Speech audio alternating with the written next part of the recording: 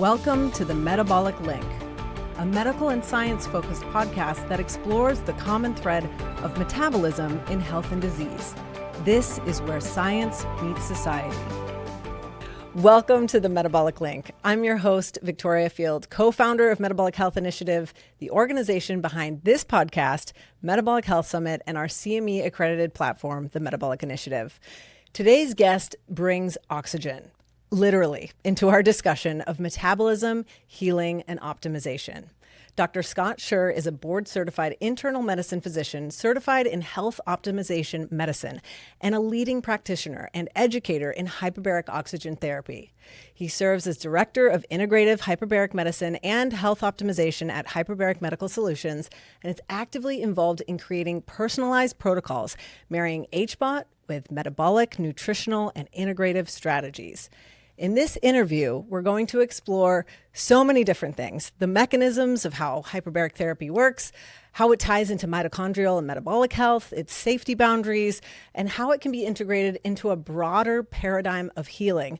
And that's just scratching the surface. We really dive into so many more topics in this interview, and I am so excited to introduce Dr. Sherr to you. Thank you so much for joining me on the Metabolic Link podcast. It's so great to have you. I'm really happy to be here in person. This is fantastic. Yes. I know we were talking, we connected like years ago over, I was at Epigenics Foundation at the time.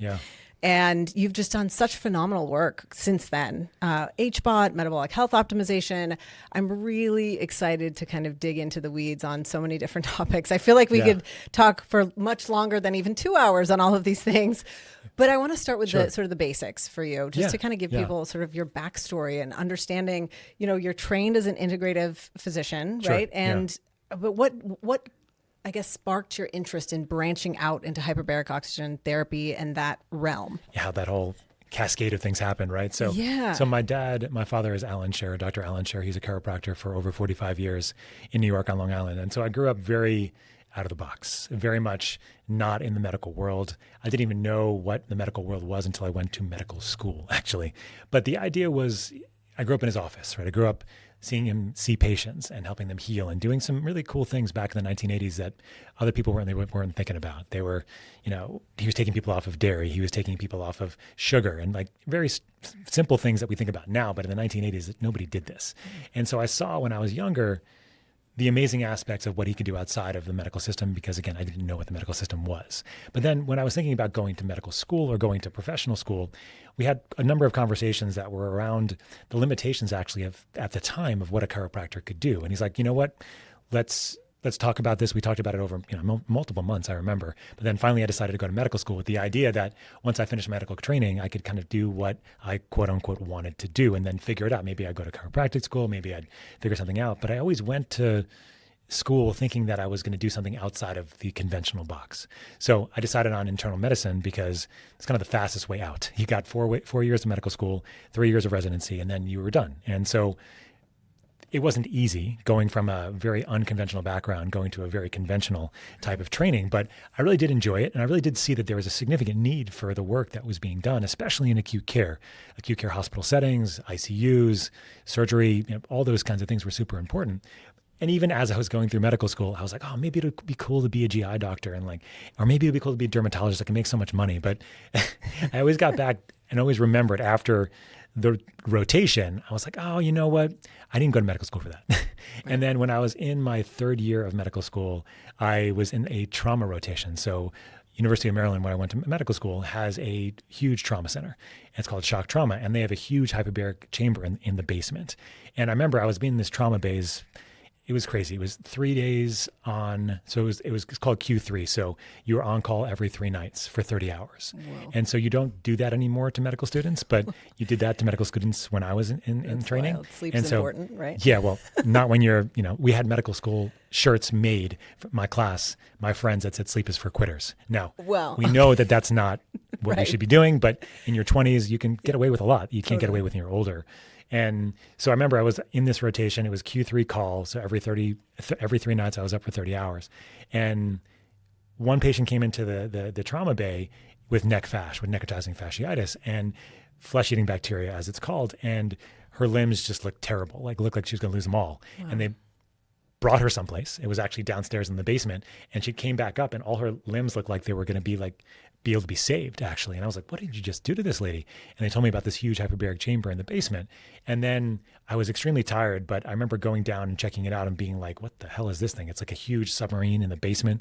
And after I finished the rotation, that's when I was like, had the time to actually figure out what actually they were doing in the chamber. And I found out there was all this research that was happening all over the world on hyperbaric medicine, not only in the conventional world, but also in the alternative world, especially for things like stroke and traumatic brain injury, and even very soon after I finished training in cancer as well. And I was like, this is actually what I'd like to be able to do, because it has this amazing ability to kind of bridge the world of conventional medicine, which it's being used for still, and also the unconventional world as well. And over about a decade of practice, I gravitated to what I would call more of an integrative approach, not just using hyperbaric therapy just on everybody, but understanding that there was a really kind of a context, a framework that hyperbaric therapy could be extremely helpful.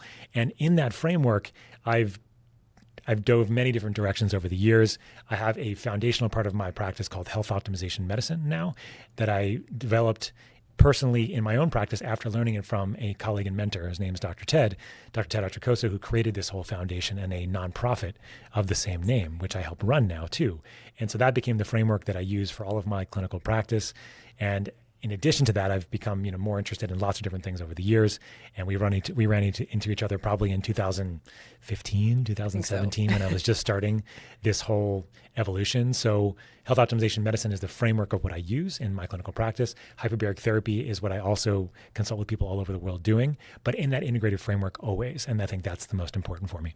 Yeah, I'd love to dive into this framework specifically. And you used the word integrative, which I think I misspoke and said you're an integrative physician, but internal medicine is what that's you my training. For. Right, exactly. Yeah, that's your training, but you are so integrative. You're doing such incredible work with this. So let's talk about maybe the basics of hyperbaric oxygen therapy and also the framework that you're implementing into your practice with patients. Yeah, they dovetail really well, because I was telling you before we started recording, the first patient that I ever saw for hyperbaric medicine, this is 2013 or so, I became the medical director of a facility out there.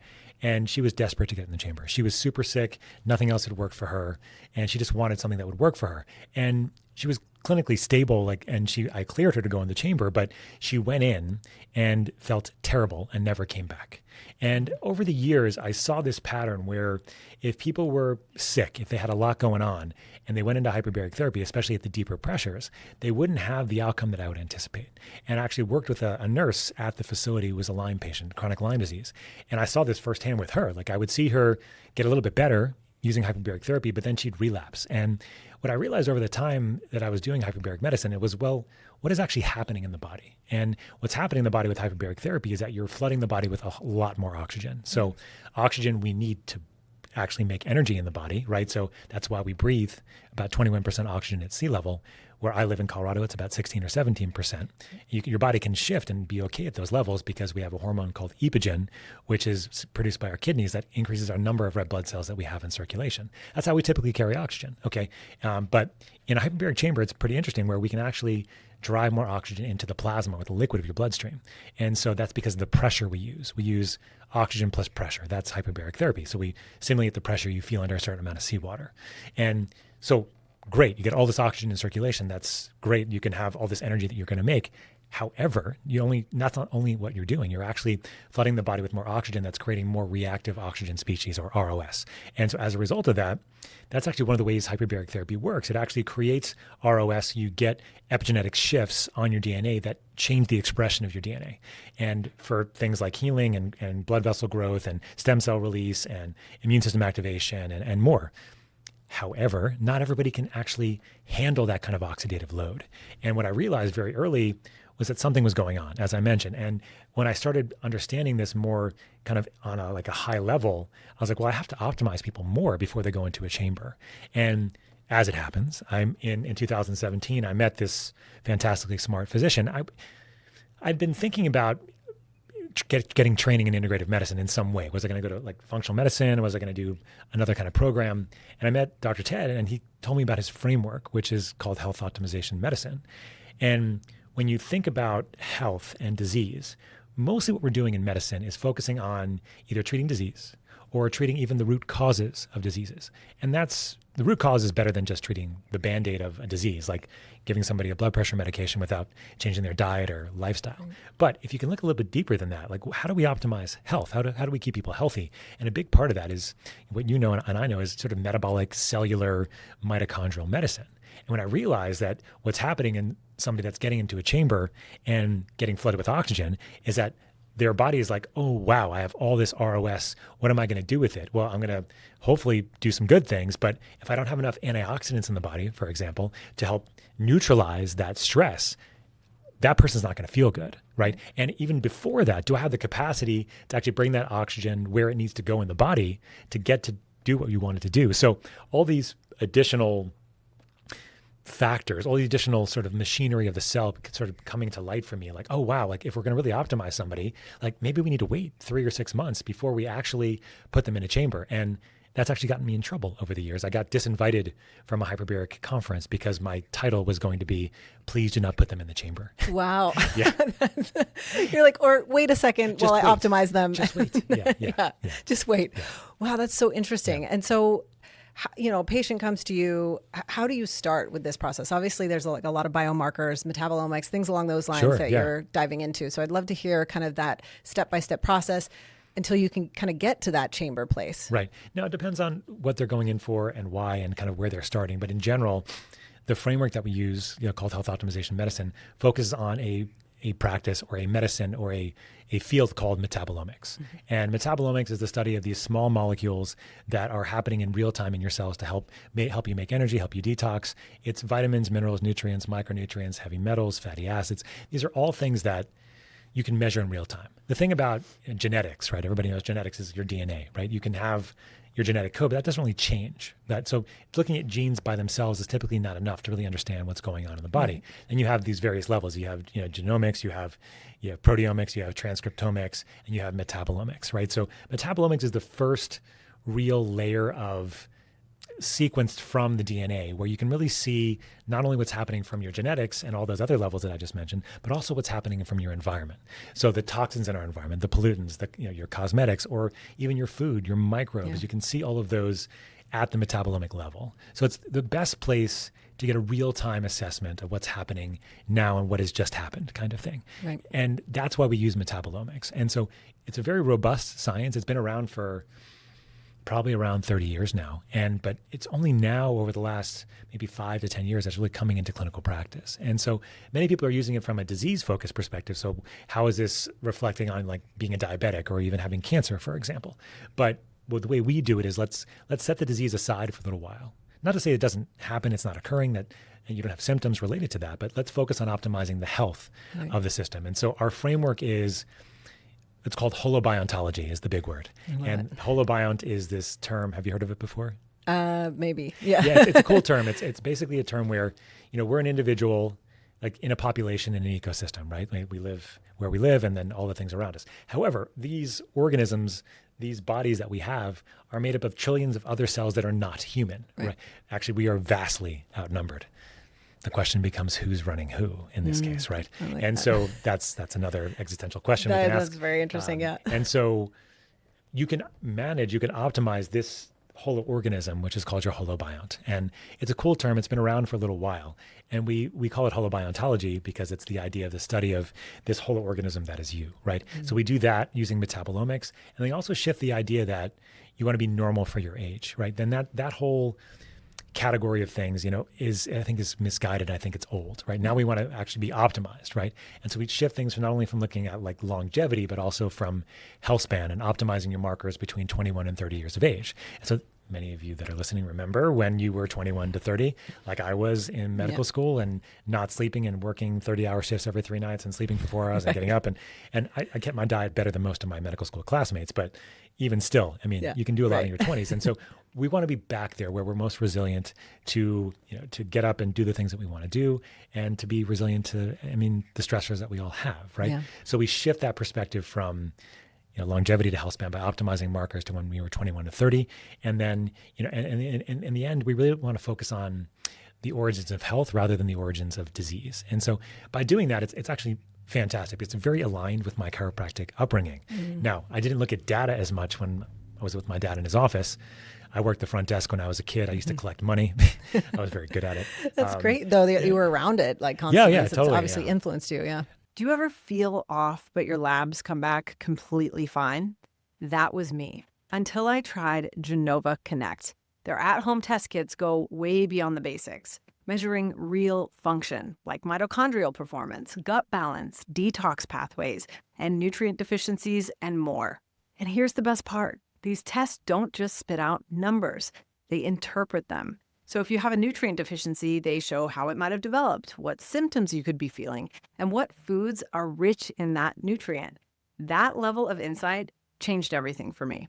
I personally used the Metabolomics Plus and GI Effects panels, and they gave me answers that honestly no other labs ever had. I actually also just took another Metabolomics Plus test because I've been breastfeeding for nearly 2 years and wanted to understand where things stand nutritionally. So I'll be sharing those results soon. And right now you can take 15% off any kit with the code MetabolicLink at gdx.net/themetaboliclink. Again, that's gdx.net/themetaboliclink with code MetabolicLink for 15% off. Now back to our episode. The way he would approach people and his bedside manner is like, he would see people for 5 minutes, but make them feel like they were in his room he was in the room for 30 minutes or longer. So I've gotten that kind of skills, those skills over the years. But in any respect, the idea with the whole framework is that you have somebody coming in, they want to do hyperbaric therapy, right? And they say they have cancer, say they have chronic migraine, say they have chronic fatigue syndrome, right? But if they haven't done some of this groundwork, it's not a good idea to put them in the chamber because you're not going to see the benefit short-term, probably. You might see some benefit short-term, but long-term, they will not see the sustainable benefit if they haven't done some of this groundwork ahead of time. That's so interesting. Yeah, it makes a lot of sense, though, if you're kind of not going in with robust systems to be able to actually utilize some of the benefits of HBOT. It's, you really got to start from the ground up, it sounds like. And I actually used HBOT. Unfortunately, I had long COVID. And it's a big one. Yeah. So, I don't know if there were many benefits that I got I literally threw the kitchen sink at this thing, though. I did like prolonged fasting. I did NAD, you name it. I threw the kitchen sink at it. So it's hard to really say what helped, but eventually I got back to my normal self. Yeah. And, but, when it comes to HBOT, I wonder, though, if I kind of went in not, my optimal self, that maybe that, didn't really kind of move the needle because of that reason. But one question I had around this is, I was going into, I think it was a multi-place, like a multiple chamber, very large chamber. And it actually was a place that treated veterans as well for not just traumatic brain injury, but PTSD and things along those lines. Sure. I'd love to hear your thoughts around, we'll kind of back up a little bit, like explain that deep connection between HBOT, metabolic health, and maybe some of the mechanisms at play there. Yeah. And how that could translate into, mental health or mental illness and supporting folks who are struggling with this kind of thing. So obviously we've got this whole field of metabolic psychiatry now. So metabolism is deeply tied to mental illness. But I'd love to hear your thoughts around that specifically. Yeah, I mean, there's a lot to say there. I think that when it comes to metabolic health, I mean, you and I both know that it's about 94% of U.S. adults have some element of metabolic dysfunction. And what that correlates to is mitochondrial dysfunction as well. So their mitochondria aren't working very well. So we have thousands of mitochondria per cell in some of our cells, and we have zero in others. Actually, in red blood cells have zero mitochondria because they got rid of it during their evolution so they could, during their maturation, so that they can carry more oxygen. So you have thousands of mitochondria per cell in places actually like the most mitochondria per cell are in ovaries, actually, to make babies. Not surprising. It's kind of energy demanding, right? And so then you have sperm as well as up there, brain, very, very high on there. And then you have heart, liver, musculoskeletal tissue. So as you just described, there's this huge shift in understanding mental health disorders because we know that there's such a huge underpinning of metabolic mitochondrial dysfunction, right? And so that's a huge area where there's so much being done. And I'm sure you've spoken to some of these people that are involved in the metabolic world and seeing some reversals of things like bipolar and of course, depression, even schizophrenia and things like that. It's wild. And the key here is to understand that, when it comes to hyperbaric therapy specifically, right? Hyperbaric therapy is going to be a stimulus where it's going to bring more oxygen in circulation.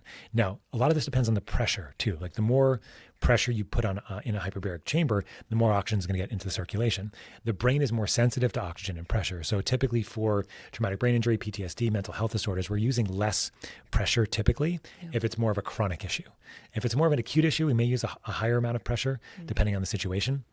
Because in the end, if it's like more of an acute inflammatory reaction, your real goal is to just actually get more oxygen in circulation as much as you can and release as many stem cells as you can to help with the whole process of healing and making it heal faster. Yeah. Now, when I do that in somebody that has more of an acute issue, and I know they're coming in with more of like, they have more chronic issues but they have more of an acute presentation, this is what I call the educationally throwing stuff at the wall strategy, which is where you want to give them a comprehensive strategy as much as you can while they're doing hyperbaric therapy to support them. Yeah. But oftentimes people are coming in not on the acute side, they're coming in more on the chronic side.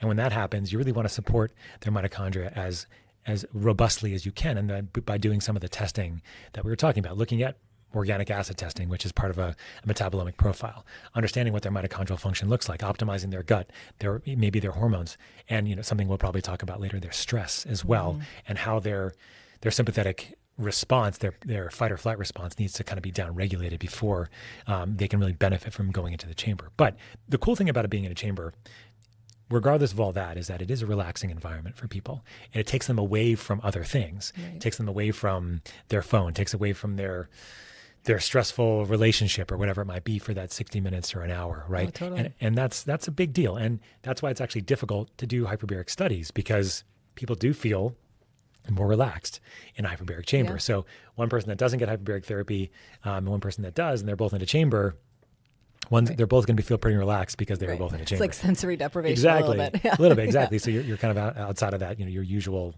shtick, whatever that might be. And so the cool thing about hyperbaric therapy is that there's actually some really good studies that show that it can optimize mitochondrial function, actually can create new mitochondria, and it actually has this cool capacity of creating new blood vessels. And so if you have an area of injury, you're going to have an area most likely where the blood vasculature has been injured as well. Yeah. And we know hyperbaric therapy can rebuild the scaffolding of tissue. It can rebuild all of that scaffolding with new stem cells that can make new heart, bone, neurons, supporting tissue, connective tissue, blood vessels, all of those things.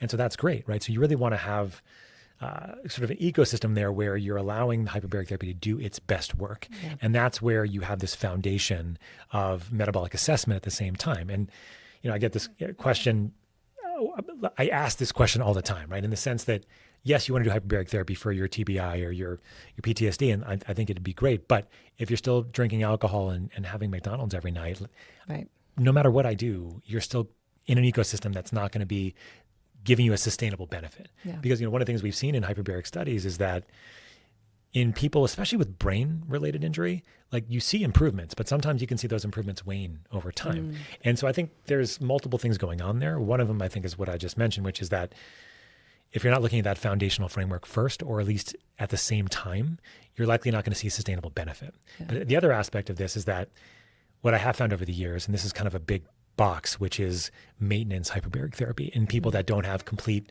healing, complete curative therapy from their first go round, there is a benefit potentially for long-term using hyperbaric therapy in more of an intermittent type of way. And over the last 5, maybe 10 years, maybe 5 years now, there's just been a huge shift in how people are using chambers, getting them from their homes. Yeah. Not only just the mild ones, which go to mild pressures, but actually deeper hyperbaric chambers in people's houses. And that's good in some ways, but also scary for me because people don't always know what they're doing. Totally. But in essence, what it comes down to is that, like, if from my longer term profile, sometimes people do require more hyperbaric therapy to maintain benefit if they haven't gotten the full initial, curative effect, which is not uncommon, as you can imagine. Yeah, absolutely. I mean, it was a fascinating thing to experience because I was in this chamber with 5 other people, all of which were mostly veterans. And a lot of them were talking about, I've not done anything else. And this has helped my PTSD. I barely feel my symptoms at this point. And it was such an unbelievable I don't know that I was relaxed in that setting like you were talking about. I was more so like, wow, like tell me more about this. It was such a fascinating experience to kind of hear this firsthand, at least anecdotally, from these people that literally their lives they saved their life in many ways. Yeah. And so I was curious if your thoughts around that. Obviously, the mental illness piece is huge, but what I would just say to that as feedback is that the healthier you are, if you're 20 years old, 25 years old, you're relatively healthy still. And if you get a brain injury, there's not a whole lot you need to do. Hyperbaric therapy is likely going to be a significant benefit without anything else that you do. Right. Even if you're not even changing your diet, even if you're still drinking a little bit of alcohol, but those are the exceptions to the rule. Like if they're relatively healthy, they have a very defined accident, injury, they get into a hyperbaric chamber, they get better, right? Yeah. So those are great, but I don't see a lot of that anymore. Because people are just so multifaceted in what they're presenting at. And the problem is the longer you've had these kinds of things, the longer you've had the traumatic brain injury, the PTSD, the more complicated it gets from a neurocircuitry perspective. And there's not only you have to address the biology, the foundational biology, but also the psychology as well. Yeah. And that's, comes into the place of being in the chamber and relaxing. I have a funny story here. I gave myself a mild concussion maybe like 5 or 7 years ago. It was very dumb at my house. Not on purpose. No, it wasn't done on purpose. You gave yourself a concussion. I was like, God. I got it. I guess I did it to myself. Nobody did it to me. Right. And I had a local hyperbaric facility, of course, that I was working with. And so I went there and I did hyperbaric therapy. I remember the first treatment I did, they had TVs outside the chamber. And so I put on a movie and I put on John Wick 2.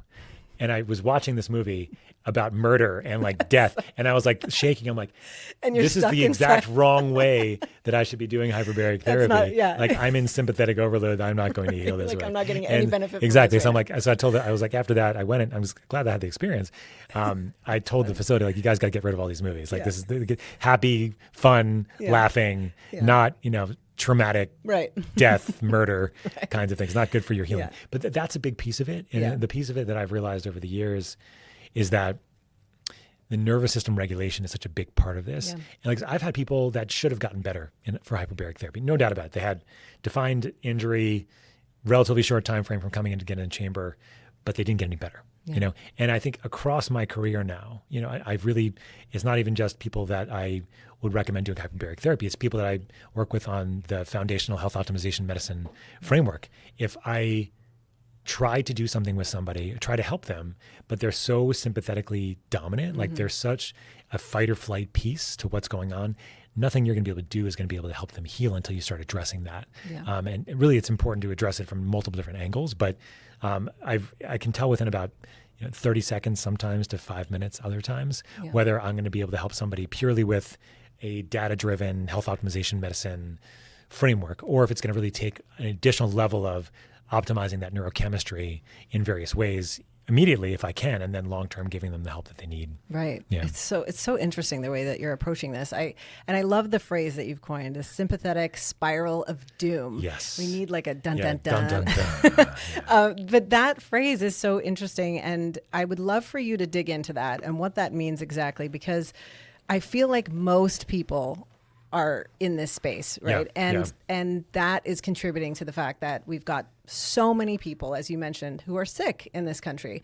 So maybe share a little bit about the sympathetic spiral of doom and why so many of us are so sick from your perspective. Yeah, I mean, so this is something that I've been thinking about for a while, as I mentioned. It's not something I've gravitated to understanding that there are certain people you can help in certain ways, but you can't help them in other ways until they do certain things. And the main thing that they need to do typically is downregulate their nervous system. So the thing is that we popular culture encourages us to be on all the time, to the hustle culture. I grew up in New York, the city that never sleeps, right? My whole ecosystem as a kid, even my father's practice, like he wakes up at 5 o'clock in the morning, goes to bed 8 o'clock at night, or finishes work at 8 o'clock at night. And but he has ways of downregulating his nervous system throughout the day, but it's just the kind of the culture of it, right?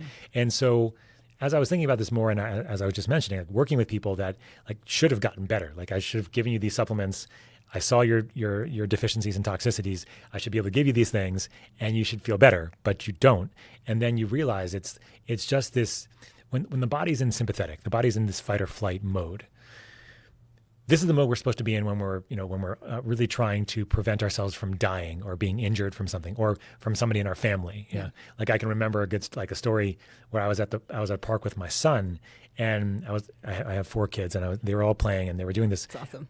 Ridiculous game now that I think about it. And I had no idea really what they were doing, but they had their eyes closed and they were all on this play structure. It was very dumb. But they did it at school. Actually, it had actually been banned at school because some people had gotten hurt. Okay. And so I remember I was all of a sudden I hear this like loud bang, and I look up and my son is like on the ground and he had hit his head on this thing. And I went into like the sympathetic place. And I woke up about 5 minutes later after I realized that he was fine and everything was okay. And blah, blah, like this is like, that's what our body's supposed to do. It's supposed to be like relaxed and then like, you have to do something like that. Right. But the problem is that so many of us are staying in this sort of sympathetic dominance for such a long time. So we never have a time to be in what's called our parasympathetic mode. And so parasympathetic is our rest, digest, detoxify, build muscle, heal, recover nervous system. So if you're always in sympathetic, you're not going to be able to do any of those things very well. And so the supplements I give somebody, they're not going to work. The hyperbaric therapy that I'm going to recommend for somebody, it's not going to work very well. And because you have this sort of sympathetic overdrive that's just ruling the whole situation. And what happens as a result of that is that when that sympathetic nervous system's on all the time, you're pumping out neurochemicals like you're pumping out norepinephrine and dopamine and epinephrine as well, and you're pumping out cortisol, your stress hormone, and all of that is dysregulating your hormones, your neurotransmitters, and also having a significant effect on your mitochondria as well. So the mitochondrial piece is huge because when all those stress hormones are out and playing for long periods of time, your mitochondria are like, well, holy crap, I need to make more energy because all these stress hormones are out all the time. And then what happens is over time, you make energy much less effectively because you have all this reactive oxygen species, those ROS, that start building up because of all those byproducts of making energy. And so then what happens, unfortunately, is that your mitochondria go, well, crap, I need to make more energy. I need to tell the system to be even more stressed because I'm not keeping up with the Joneses. I'm not keeping up with the output here that's required so that you can maintain this sympathetic state that you need to be in for whatever reason. And so then you have this mitochondrial dysfunction that happens that causes more sympathetic activation. And then that's this spiral. You have the sympathetic activation, mitochondrial dysfunction spiral that keeps happening until people kind of get just burnt on all ends. And then there's nothing you can do until you start looking to break that spiral. And so, as a clinician, that's really what we need. I mean, many people that are listening that are clinicians be like, oh, I'm doing this all the time with my patients. But the key is that when you're breaking the spiral, you can't just break the sympathetic activation without looking at mitochondrial dysfunction at the same time. Because if you start breaking the sympathetic activation and you have mitochondria that don't work very well, you're going to have people that feel terrible, right? Or if you, and then the other end, which is what I try to do for years, which is try to work on the mitochondrial function without working on the sympathetic activation, you're not going to see any benefits of the mitochondrial support because you have that sympathetic activation. So this is where the GABA glutamate conversation comes in. This is where methylene blue comes in as well in my clinical practice, and how you can help people right now, while you're on that longer path of trying to figure out how really best to optimize, long term. What if the missing link in your wellness routine was milk? Not just any milk, colostrum. Cowboy colostrum is the real deal. First day, whole milk colostrum from grass-fed cows raised on regenerative U.S. farms. No additives, no weird powders, just nutrient-rich, immune-boosting, gut-supporting goodness. I'm just starting it myself in between breastfeeding and chasing wellness and watching my skin bounce back, all of those things. I'm really excited about what this could mean.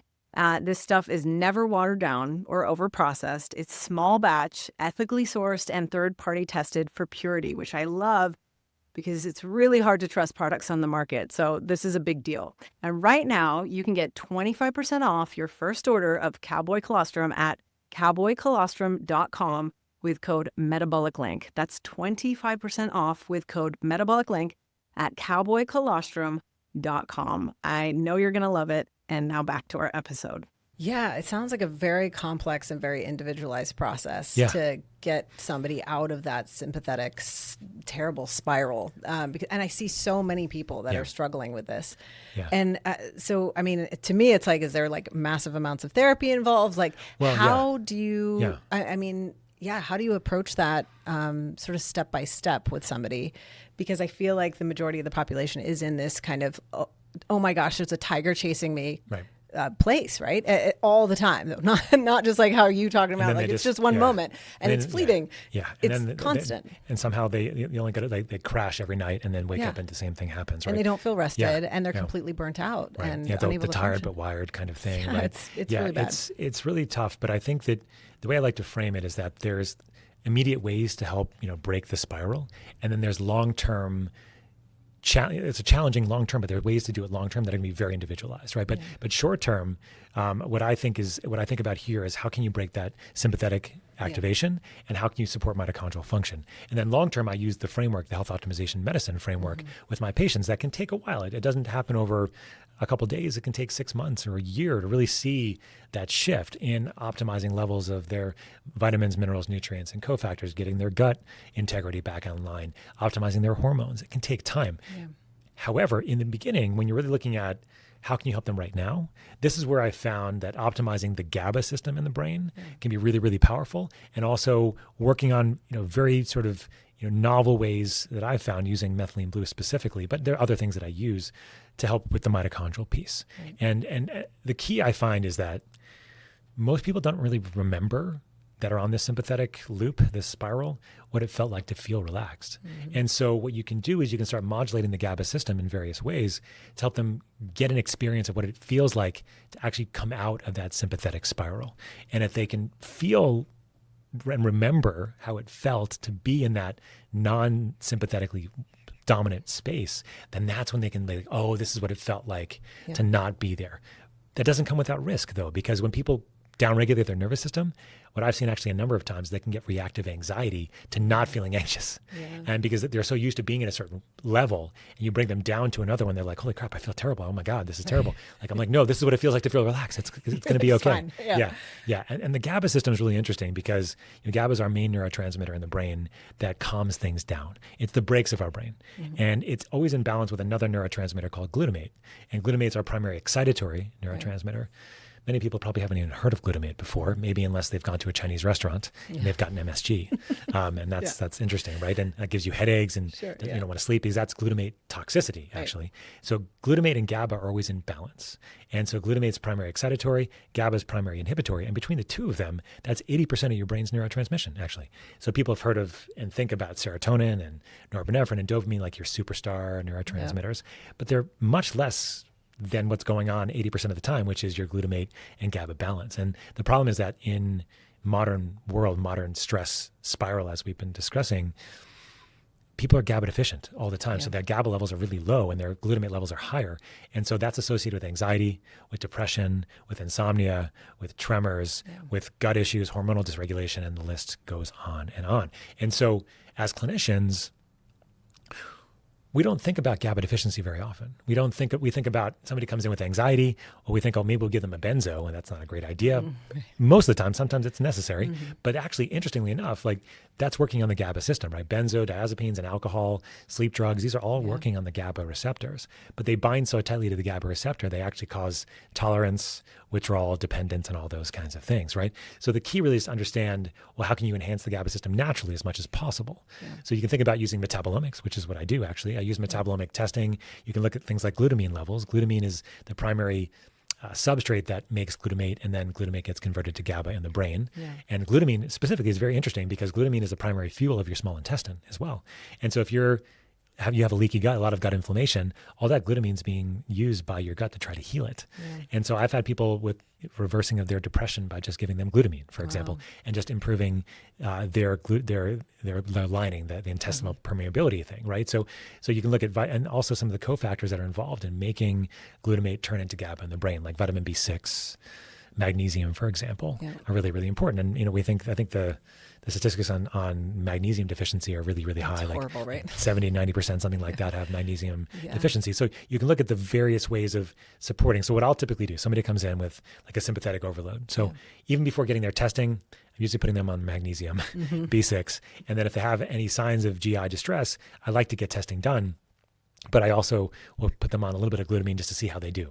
Some people take glutamine and they feel terrible, actually. So just to be clear, because glutamine turns into glutamate, which can be excitatory, as I mentioned, right? And if you don't have the cofactors to convert, and so, but you have to be a little bit careful with glutamine, but I've seen amazing things with using it actually.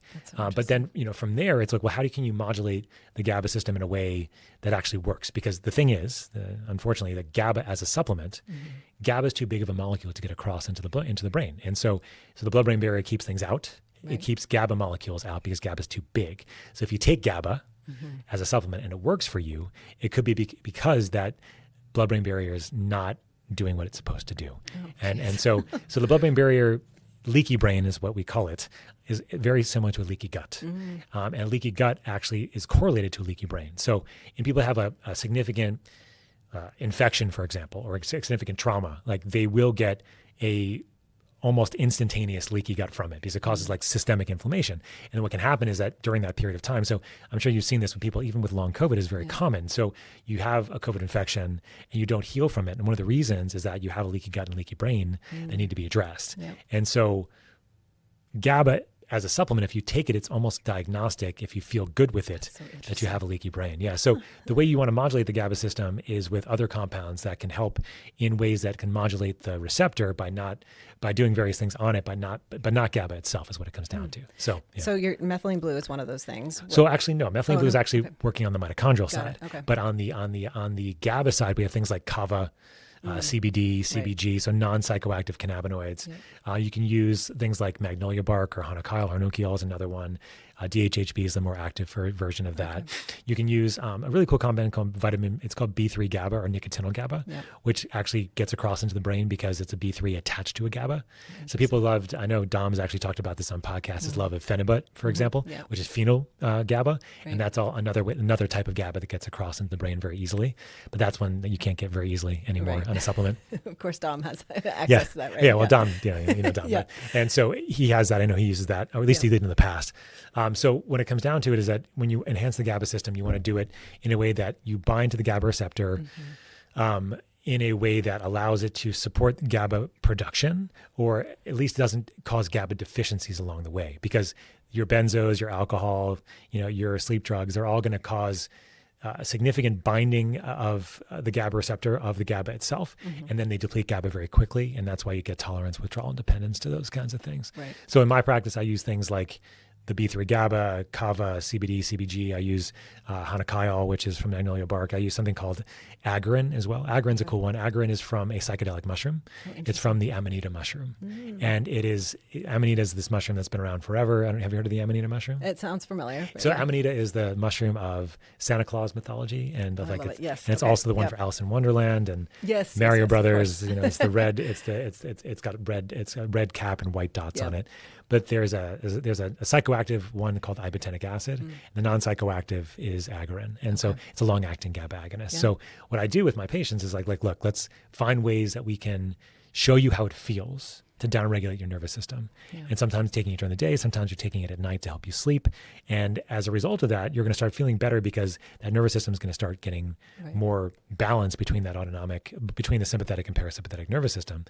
But at the same time, that's where methylene blue comes in, which is that you want to support the mitochondria at the same time, because if you just downregulate their nervous system without supporting mitochondrial function, that's when you're going to have people like not want to be parasympathetic because they can't do anything because their mitochondria are such insignificant, disarray.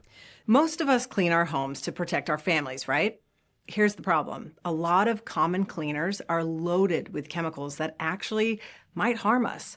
We're talking about ingredients like phthalates and 1,4-dioxane, known to mess with hormones, irritate skin, and maybe even affect metabolism. And it's especially risky for kids, pregnant women, and anyone with sensitivities. That's why I use Branch Basics. I am literally obsessed. There's one concentrate right here that replaces just about every cleaner in your home. And there's no synthetic fragrances, no dyes, no toxins. I've been using it for over 5 years, and I literally trust it on everything from counters to baby toys and even my fruits and vegetables. You just put this in different amounts in 3 different squirt bottles, one for windows, so minimal amount of this, one for all purpose, and then one for heavy duty stuff like bathrooms. And that's it. I also happen to use it for my laundry, and literally just everything else. It's made with safe plant and mineral-based ingredients, third-party tested, fully transparent about what's inside. No greenwashing. So do you want to try it? Simply head on over to branchbasics.com/metabolic link and use the code metabolic link for 15% off their premium starter kit. That's branchbasics.com/metabolic link. Use code metabolic link for 15% off their premium starter kit. And I know you are going to love it just as much as I do. And if you want to optimize metabolic health, you have to be thinking about what you're cleaning your home with. Now back to our episode. So let's explain methylene blue to us. Kind of give us a backstory for those who might not understand what it is and how you use it for optimizing mitochondria. Yeah, so methylene blue has been around for almost 150 years. So it's been around a long time. It was the first drug registered with our nascent FDA back in 1897, I think. Wow. And it was a treatment for malaria, actually. So they figured out that this very blue pigment, this blue dye that they were using to dye blue jeans blue back in the 1870s, at doses that were relatively high, was actually killing malaria. And the great thing about it is that, a lot of different things, but it was called the magic bullet at the time because you could give it at very high doses. It would kill pathogens, but it wouldn't harm the human host itself, right? And that was a big deal because it's very difficult to find something that would kill pathogens and not kill you. Yeah, right. This is the problem with chemotherapy, as we know, right? And so that's another conversation entirely. But so methylene blue had this first sort of chapter as the first major antimicrobial around. Until the 1950s, it was used primarily as the primary antimicrobial because there's very few other things around until penicillin came around in the late 1940s, early 1950s. And so when we know high doses of methylene blue, around 1 milligram per kilogram or so or more, so about 70 milligrams or so on average for the human adult, is great as an antimicrobial. And it works that way because it increases the amount of hydrogen peroxide that your cells make. And hydrogen peroxide, people know they can buy it at the store, but our cells actually make hydrogen peroxide as a way to kill things or to get rid of things that aren't supposed to be there. So we have various mechanisms that are in place. We make more hydrogen peroxide. We actually make more cidal capacity, making capacity to help decrease gram-negative organisms specifically, but bacteria, fungus, virus. Yeah. And so even during during the pandemic, we were using methylene blue as a antiviral as well, because there are some really good studies looking at it as a use in an antiviral capacity. So that's higher doses of methylene blue, like usually about 1 milligram per kilogram or above. It can be used orally, it can be used IV. The thing about methylene blue that's interesting is that it's actually just about 100% bioavailable, no matter if you take it like in an IV, of course, but also even orally or even as a buccal lozenge, as we have at my company. But they're just about 100% bioavailable no matter which way you take it. Wow. It's going to be depending how fast it's going to get into the body. Obviously, IV is going to be the fastest. And so from an anti-infective perspective, you have this hydrogen peroxide that can happen, and that's great. And also it can kill biofilms as well. So it's involved, so biofilms in the bladder, in the gut. And so people that have, really challenging conditions like interstitial cystitis or Bartonella. Interstitial cystitis is obviously in the bladder, causes bladder biofilms, and methylene blue can break that up. And also the biofilms in the gut, Bartonella is actually famous for those. It's hard to get rid of some infections for some people. Because biofilms actually they hide the organisms in there. And so these higher doses of methylene blue were around for a long time. We know that they had these antimicrobial capacity. But what's been new over the last several decades is to understand that methylene blue has a fantastic capacity at lower doses to support mitochondrial function. And the cool thing about it is that these very low doses, like 4 milligrams, 25 milligrams, that range is typically what I see. It can support and compensate for almost any aspect of where the mitochondria aren't working very well. And so you have these complexes on the mitochondria. There's 4 of them. They allow the transfer of electrons and making gradients so that you can make energy. That was a very short story with mitochondria right there. But what methylene blue can do is compensate for dysfunction on any of those complexes. And complex 1 and complex 2 dysfunction are super, super common, especially in people that feel sick all the time, that feel like they're chronically ill. Even medications can do it, and other things can do it. But in essence, like we know that, as we mentioned earlier, that 94% of U.S. adults have some element of metabolic / mitochondrial dysfunction. And so what methylene blue can do is come in here and help support that mitochondria, while you're hopefully figuring out why they have mitochondrial dysfunction and understanding how you can help support over the long term. So it's a great way to start people on a process of feeling better because the mitochondria will be supported. And then over the long term, well, why do they have mitochondrial dysfunction? how are we addressing that maybe sympathetic activation as being like the big piece there, right. But also things like insulin resistance is a big one, chronic infections, also medications, like certain medications that we take on a regular basis. Everybody's favorite in the metabolic space, metformin. Metformin has a significant impact on making complex 1 more dysfunctional.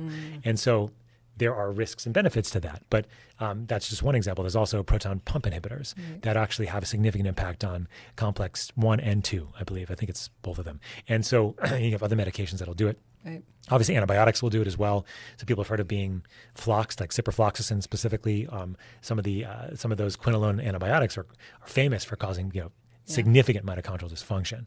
And so the key over the long term is to try to address any inputs that are causing the mitochondrial dysfunction. So is it medications? Is it an infection? And then at the same time, supporting the mitochondria so that you can actually have optimized flow of electrons and then not only making energy well, but also the detoxification of the energy that we make. And so there's all these aspects that are really important. And where the cool thing about methylene blue is that not only does it help with the energy production side of things, but can also help with the detoxification side too.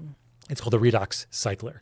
So it can donate or accept electrons. So donating to the electron transport chain, accepting just like an antioxidant would.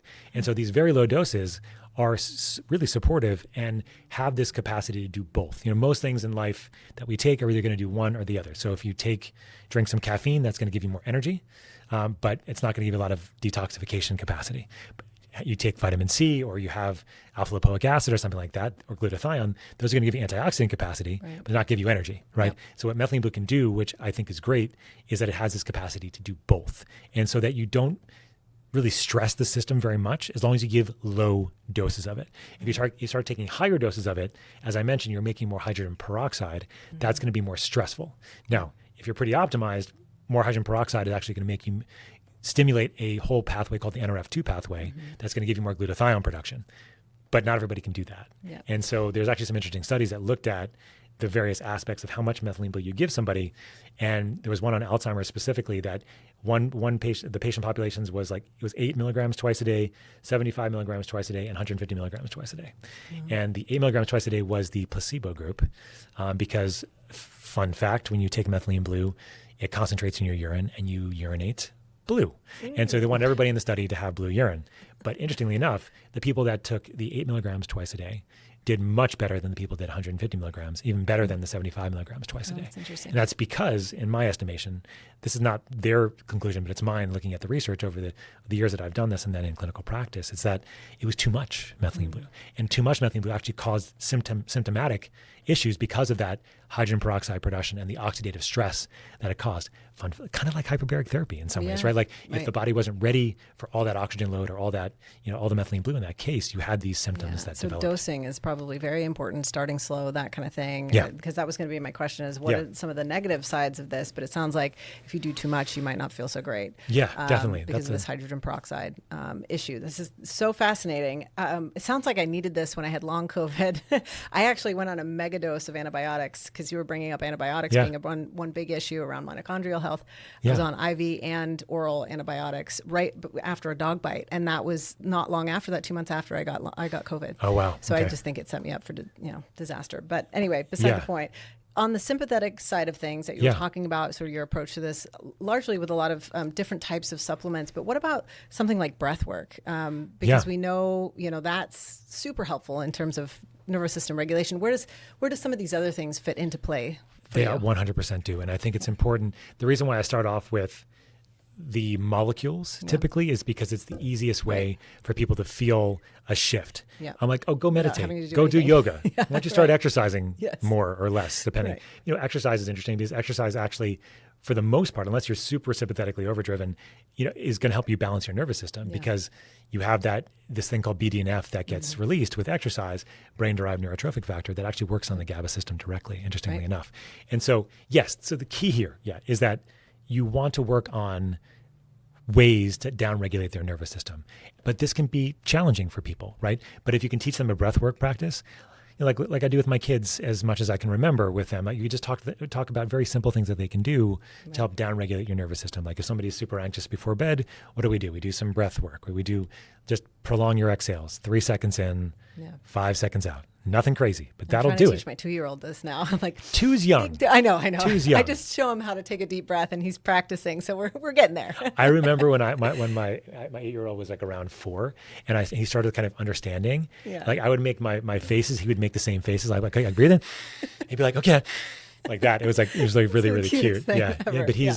But kids are a great window. They're a great mirror of what, because you can see their nervous systems and how they're regulating. It's like right there in front of you. It's right in front of you. And the nice thing about having children, I have 4, is that like you can see the shift in them when you do these things. Yeah. And then it's been a great way that I've learned actually, and how the nervous system is supposed to respond when you do things, because kids, hopefully, kids don't have a lot of trauma. Some unfortunately do, but if they are, relatively stable, upbringing, you'll see them go sympathetic and then they go down, sympathetic and then they go down, right? You can see that, and like you can see how they regulate. But then also as they get older and their ego starts coming online, like my name is X, and I have this is where I live. These are my parents. It's like that's that default mode network stuff that's in your brain. Like that's all the stuff that lives, and like this is like your story. Yeah. Once that all starts happening, that's when they can start getting anxiety, right? Yeah. And because they're thinking about the future, right, and depression, thinking about the past, right? And so the key with me when I'm talking to my patients is trying to figure out what that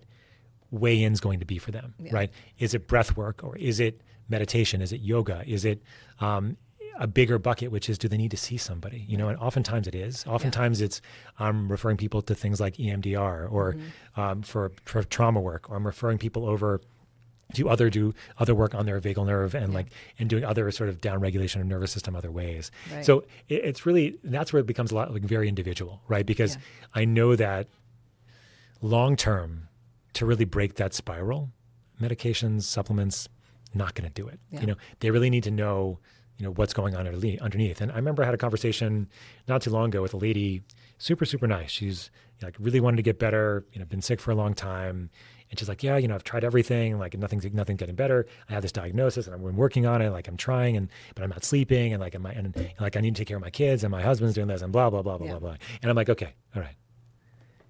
Let's talk about this, right? Because she wanted to get into a hyperbaric chamber, or whatever it was. I don't remember. I think that's what it was. I was like, look, I don't think hyperbaric therapy is going to help you right now. You're not ready for the chamber. No. Like we need to really, do you understand that very likely that a big part of this is that you had this experience when you were younger. I think she told me about it on the phone in sort of high level.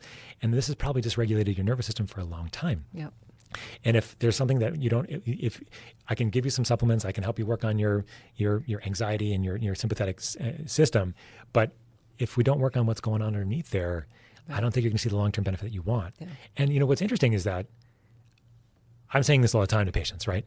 But most of the time, my patients are hearing this for the first time. 100%. Even if most doctors are not talking like you do. Well, I mean, even just having what they'll often say is like, this is all in your head, right? Yeah. And I hate that, because they're not wrong, because everything is kind of, in the sense of because especially from a sympathetic spiral perspective, not everything, but many things are. But the psychosocial loops, the thought processes, the connectivity, but that doesn't mean that there's nothing you can do about it, right? From a physiologic perspective. And I think that's where I always try to walk the line with people. I'm not saying this is in your head, that you made all of this up. Yeah. I'm saying that you've had this sort of pancaking of things over time to create this sort of structure that you've built to keep you alive. Yeah. And now we need to see how can we get to that base layer and then let everything else float away, right? Yeah. And that's not easy for people. Yeah. But I'm very, very clear that if they want to see the benefits that they want, if you don't get down to that base level over time, no matter how many different things that I try to bring some of those pancake layers down, if you don't get down to the base, they're just going to build back up, Yeah. And so it's a very interesting conversation. Actually, I just had a lady just yesterday say to me, you know what? I can't believe that nobody's ever told me this before. And I'm working on the health optimization framework with her, but she actually asked me, and I was going very slowly with her, just one thing at a time, because she's super sympathetically active and overdriven. And she's like, I think I need to take a pause. I'm like, well, why do you want to pause? She's like, you know what? You're right. I really need to work on some of this before I can really heal. And I'm like, yes, you do. But let's keep working at least at a base level so that we can just support you while you go through some of the sympathetic activation root therapy, cause, the things that you need to do to really work on that. Yeah. And that's really, and it was really great that she came to that point. And I was happy not to work with her. I'm like, look, right. This is perfect. This is exactly what you need to do. That's great. I mean, the fact that you're having these conversations with people, this is not something that is often even looked at, unfortunately, in conventional medicine, where you're talking about, like, you seem very sympathetically active. Like, it's not even like part of the language, right? So it's really fascinating that you're doing this. And I want to get into, we've been talking about GABA and glutamate and whatnot. The ketogenic diet, metabolic-based therapies. Sure. So my colleagues, as you know, Dr. Dominic D'Agostino, Dr. Andrew Plouffe, they did some great research with HBOT and the ketogenic diet, as you're probably very familiar with. Yeah. I would love your thoughts, though, in, obviously knowing this and what you've seen in practice in using metabolic-based therapies like the ketogenic diet, not just the ketogenic diet, but maybe IV therapy, you name it, and maybe how synergistic it is with HBOT, or maybe in some cases not. So I'd love your thoughts on that. Yeah, for sure. And so I first met Dom back in 2012, 2013, when his first paper came out on hyperbaric therapy, the ketogenic diet, and the metastatic model of glioblastoma in mice. I think it's mice, right? Mice, yeah. And I was blown away, to be honest. And nobody knew a lot about the ketogenic diet at that point. Yeah. And for the first 5 or so years, we had people that tried, but it was very, very difficult because there was no resources out there. Right. But things have changed Wild West back then. dramatically since then, as you know. And what I've realized over the years is that the ketogenic diet is a fantastic way to optimize mitochondrial function. Like, it's a very quick way to start making energy more efficiently without causing a lot of stress on the system. Yeah. And if you can do that, people start feeling better much faster. Mm-hmm. And also, it's so much more protective as well, because the system is just not as inflamed. And what I found in hyperbaric therapy specifically is that if you had somebody go on a ketogenic diet and they did hyperbaric therapy, they did so much better, especially if they had brain issues, especially if they had traumatic brain injury, stroke, mild cognitive impairment, Alzheimer's, like early onset, like early stages, like later stages are harder, Parkinson's, and the list goes on. Yeah. Even neurologic symptoms related to a complex medical illness, like Lyme disease or something like that. And so there's lots of examples. And so what I realized is that, what the ketogenic diet was doing was shifting the biochemistry in a way that make it more optimal. And so it was a way to very quickly start seeing benefits in people. So sometimes it would take a long time to optimize vitamins, minerals, and nutrients. But one of the main levers that I continue to push now, especially in people with neurologic presentations, is the ketogenic diet. Yeah. And I've been doing it for a long time. But now I can refer people to so many resources out there, which is great. I mean, back in 2015, it was like, go check on the Charlie, there's a very few things. So hard, which the Charlie Foundation has been like a staple even to this day, right? But it was so hard to find information, like how to do it. And oh my gosh, my cholesterol levels are through the roof. That was me, right? And at the time you're like, well, I feel so much better. I'm going to take a risk. My heart explodes. It's all good. Yeah, no, I get it. Because I feel good. So that's interesting. And the way I think about the ketogenic diet too, is it's a great way, there are some interactions and relationships to the GABA system as well. So, and so there is, if you're on, so initially going keto, you get stress hormones that release, and you may not feel that good as the body sort of shifting into more of like starvation mode, right? But as you get more used to being in the ketogenic diet, or at least cyclically getting there, if you're doing intermittent fasting, for example, that is actually a way to balance your autonomic nervous system as well. And so I found that in people, especially on the sort of mild cognitive impairment, Alzheimer's, traumatic brain injury area, like they did great with at least cyclical intermittent fasting, at least mild ketogenic, mild ketosis at certain periods of time. Yeah. And so I feel like it's a huge lever to pull or to use in patients. And over the years, as the more supplementations come in the ketone world, I use a lot of that as a way to help protect the patients. Especially, like a good example I mentioned earlier is somebody that comes with an acute issue, and we want to get them better fast, but they know that they have a lot of ongoing oxidative stress around. You can use exogenous ketones, for example, to help protect them while you're going to deeper hyperbaric therapy pressures, so that you can get where you need to go without causing too much stress at the same time. Right. Yeah, and I use it a lot also in my health optimization medicine framework, intermittently going people on the ketogenic diet, or at least doing intermittent fasting, so you're getting periodically into ketosis. Yeah. I find that'd be really, really helpful from a metabolic perspective, from a mitochondrial perspective. Right. And then, I talked about methylene blue, right? And a way that the way I think about using it is that oftentimes in the beginning, when somebody's more stressed, they have more mitochondrial dysfunction, they'll need more of it. But as we can optimize mitochondrial function, get them to do some ketosis and some intermittent fasting, they're going to need less of it over time. And then they can only use it, then they can use it only when they really need it, like when they're under more stress or under low oxygen conditions, for example. Because methylene blue is great because it can actually compensate for low oxygen states because it can work just like oxygen in your mitochondria. So anybody that comes to visit me in Colorado, they all get methylene blue when they come.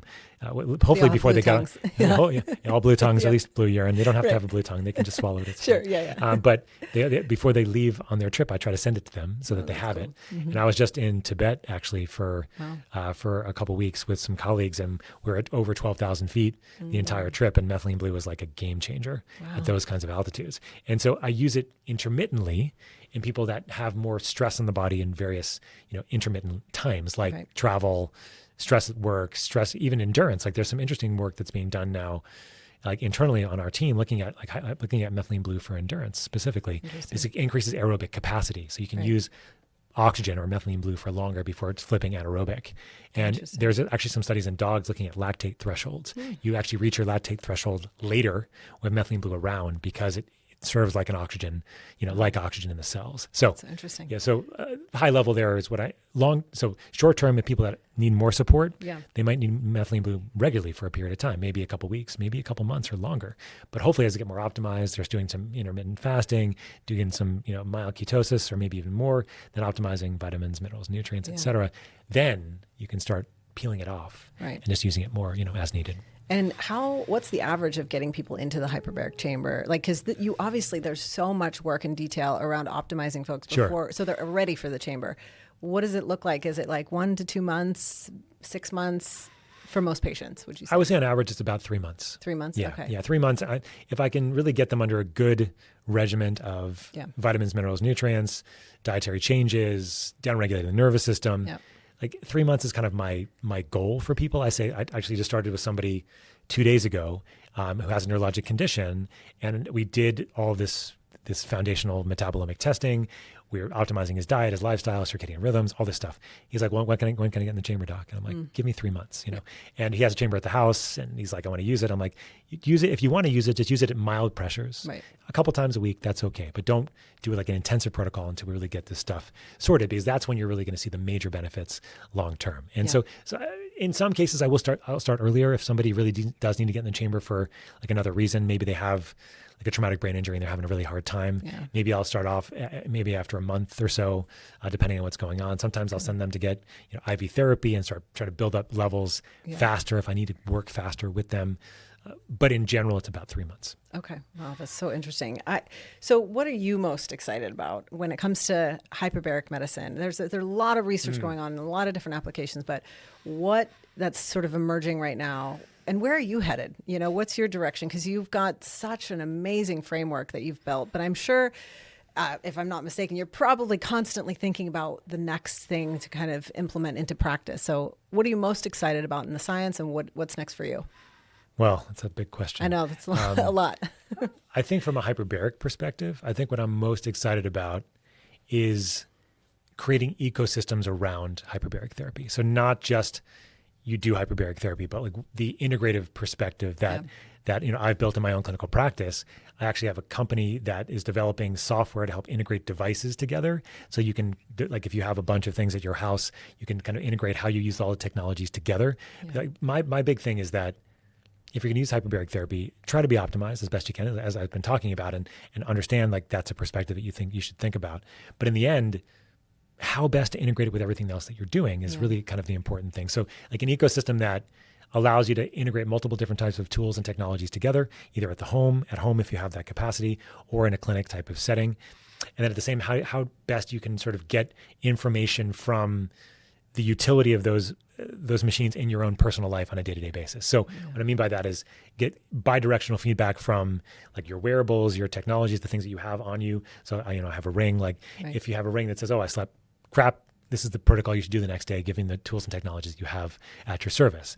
And so you have, my hope is that over the next 3 to 5 years, you have these sort of ecosystems that get developed. So you know from your biometric data what you should be doing with your tools, technologies, and practices, and individualized to you. And I think that's happening. And that's my sense. And I've been doing this a long time in clinical practice, where I'm like, well, okay, hyperbaric therapy. Let's get you to a neurologic chiropractor. Let's find some metabolic therapy person for you to work with. Let's get you on an exercise regimen and send people all these kinds of things. Right. And then you should get a sauna, you should get a cold plunge, you should get a hyperbaric chamber, blah, blah. And so, but now it's coming into the place where people want these things either for their homes if they can afford it, or in a clinic kind of setting. So you have multiple different types of clinics that are coming out now that have these kinds of services available. So, but how can you use them effectively? And that's really going to be with big data, looking at how you can look at protocols individually, but like actually in like a bigger sense, multiple different protocols, multiple different people all at the same time, and how can you best do that over time and optimize them. So I think the short story is using a way to create an integrated ecosystem that you personalize for you. So it becomes your personal ecosystem for the tools, technologies, and practices that you have at your available to you. And for me, I think is that I get to be a part of all that, right? I think that I love the idea that we can really help people from a holistic perspective and look at individualizing all this as much as possible. And then bringing education out there that says, look, this is what's happening biologically, this is what's happening physiologically, psychologically, and how we can bring all that together. And so this sympathetic spiral of doom, as I keep calling it, is ominous sounding. But the reason why I keep using it is because it's happening to so many of us now. If we can break this spiral, short term, long term, especially, like, we're just better humans. We're better parents. We're better siblings. We're better spouses. We're better CEOs, CFOs, or whatever, right? So the goal with Health Optimization Medicine, that nonprofit, and the company Transcriptions that makes the products, is to create better humans, to democratize enlightenment, as we call it, right? Which is fancy for just saying, like, we're all in this together, and if we can feel better personally, everybody else is there's going to be a ripple effect for everybody around us, that kind of thing. Yeah, absolutely. I love your perspective on all of this, your approach to medicine. I just think it's so many more physicians need to have this kind of mindset going into this with a person, individualized medicine and just whole person. And thank you I could ask you questions for a whole nother hour. This has been so fun to kind of dig into this. And there's so much more that we might have to have you back on, maybe have Dom on next time with you to kind of dig in. But this has been a lot of fun. And thank you so much, Dr. Scott, for joining me today. My absolute pleasure. Thank you for having me. Yeah. Thank you so much for watching this episode of The Metabolic Link. Whether you're new to HBOT or have been curious about its clinical applications, Dr. Sherr laid out the why, the how, the next steps for integrating it into broader health optimization, from chronic illness to peak performance. And you can learn about his work by visiting the links in the show notes. Definitely check him out. He's doing such amazing work. And this episode really is a powerful reminder that oxygen isn't just essential, it's therapeutic. And when combined with metabolic insight, it becomes a tool for transformation. I really hope you enjoyed this episode just as much as I did. We covered such a wide variety of topics, all on metabolic health and HBOT and metabolic-based therapies. And if you did enjoy this episode, please share it, leave a review, follow us for more conversations at the very cutting edge of metabolism and medicine. And if you want even more ad-free content dedicated exclusively to metabolic health and therapy, and maybe you're a physician who wants to earn CME credits for watching it, visit our educational platform, The Metabolic Initiative, at membership.metabolicinitiative.com. And as always, thank you so much for watching and listening to The Metabolic Link. Do you love learning about metabolic health? So do we. It's why we created The Metabolic Initiative, an online educational platform providing evidence-based education on metabolic health and therapies for healthcare professionals and the general public. By joining the Metabolic Initiative, you'll gain access to hundreds of expert lectures, interviews, panel discussions, and even private episodes of the Metabolic Link. CMEs are available. Go to metabolicinitiative.com to get started. And as always, thank you for listening to the Metabolic Link.